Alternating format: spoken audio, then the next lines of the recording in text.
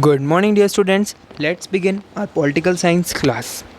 It's my fourth video, and today I am going to discuss with you the last topic of the chapter Federalism, Decentralization in India. The question itself can be framed that what is mean by decentralization in India or define decentralization in India, and it is a 5-mark or 3-mark question often asked in the board examinations. We noted above that federal government have two or more tier of government. We have so far discussed the two tier of government in our country, but a vast country like India cannot be run only through these two tiers. States in India as large as independent countries of Europe in terms of population. Uttar Pradesh is bigger than Russia. Maharashtra is about as big as Germany. Many of these states are internally very diverse, means they are having a huge diversity, either regional or religious diversity. There is thus a need of power sharing within these states. Federal power sharing in India needs another tier of the government below that of the state government. This is rationale for the decentralization of power. Means decentralization of power means the division of power or removal of the powers or taking of the powers or snatching of the powers from the hands of central government and dividing it equally among the state government. Thus resulted a third tier of the government called local government. Now for decentralization, the powers are snatched away from the central as well as state government, given to local government, and formation of the new government, that is local government. When power is taken away from central and state government and given to local government, it is called decentralization. The basic idea behind decentralization is that there are large number of problems and issues which are best settled at the local level.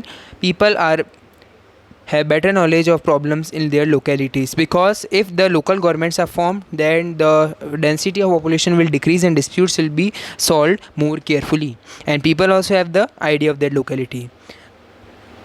Besides, at the local level, it is possible for the people to directly participate in decision making. This helps to inculcate a habit of democratic participation.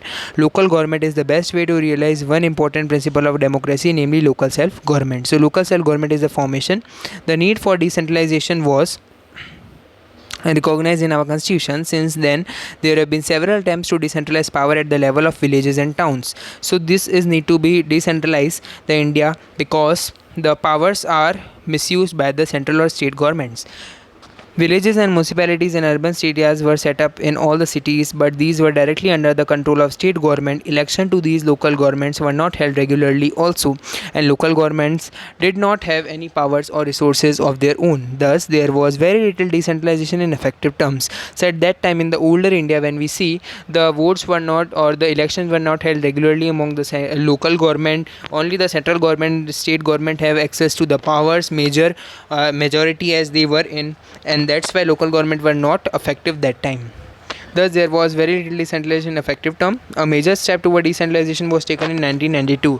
As we saw, the formation of linguistic states and all those took place after 1990, and year after 1992, we see that the decentralization was a major step. The constitution was amended to make the third tier of democracy more powerful and effective. So it was their challenge actually to make the third level of the government, that is the local government. Now what are the points regarding it? Now it is constitutionally mandatory to hold regular election to local government bodies also. Seats are reserved in elected bodies and executive heads of these institutions for scheduled castes, scheduled tribes, and other backward classes. At least 1/3 of all positions are reserved for women. Means women also have now power in the politics.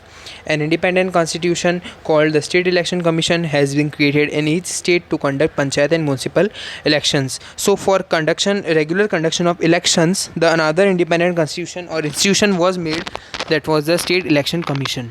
State governments are required to share some powers and revenue with the local government bodies. So this is another thing that we have seen regarding the decentralization in India and the policies that were adopted for decentralization and its effectiveness.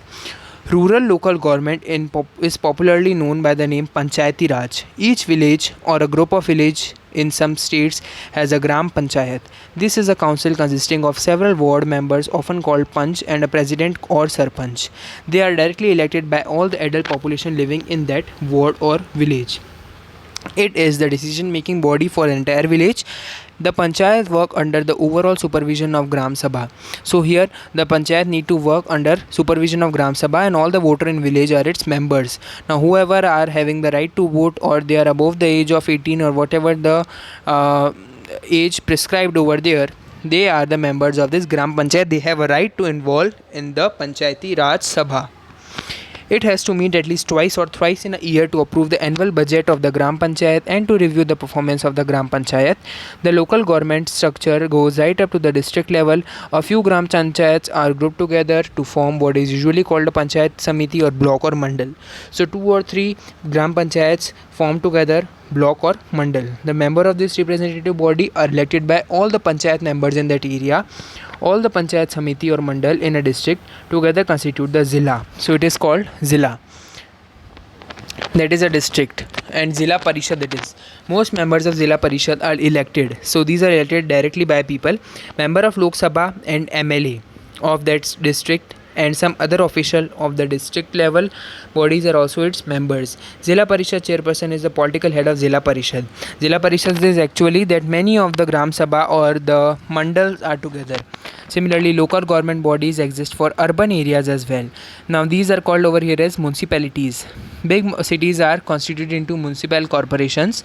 Both municipalities and municipal corporation are controlled by elected bodies consisting of people's representatives. Municipal chairman is political head of municipality. In municipal corporation, such an officer is called mayor. The head of that is called mayor over here. So these are important 1 mark, 3 mark questions or 5 mark questions also. Now this new system of local government is the largest experiment in democracy conducted anywhere in the world.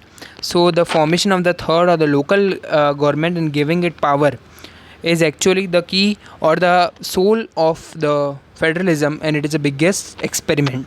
There are now about 36 lakh elected representatives in the panchayat and municipalities etc. all over the country. This number is bigger than the population of many countries in the world.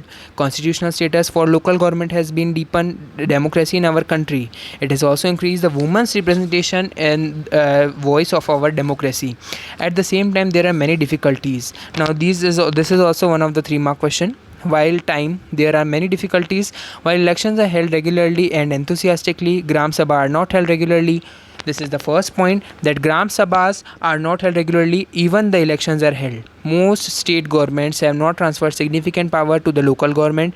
Now here there is no system of check and balances on what the state governments are doing, so they are not giving the rights to the local government, the second point.